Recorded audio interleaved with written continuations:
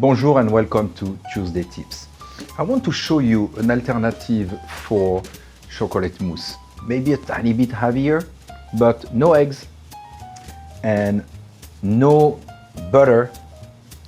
And I mean, it's a very simple recipe. Water, 250 grams and 250 grams of chocolates. That's it, the recipe is done. So you mix that together and you bring that back to heat and you stir. Be careful to don't burn it.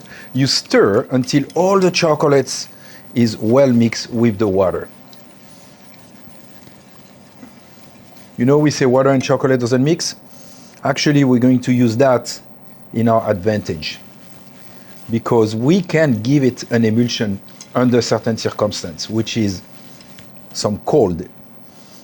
With enough cold, the cocoa butter will kind of get an emulsion with the water. So what I do here, I mix everything together and I wait until the chocolate melts. So almost there. You want to bring it almost to a boil. Okay. Here we go. And I'm going to leave that overnight into the refrigerator. Wow, that's exactly the bowl that I need. Cellophane on top and overnight into the fridge. Okay, so that's the next day. I put the water and chocolates inside the stand mixer, put stand mixer on and see what's happened.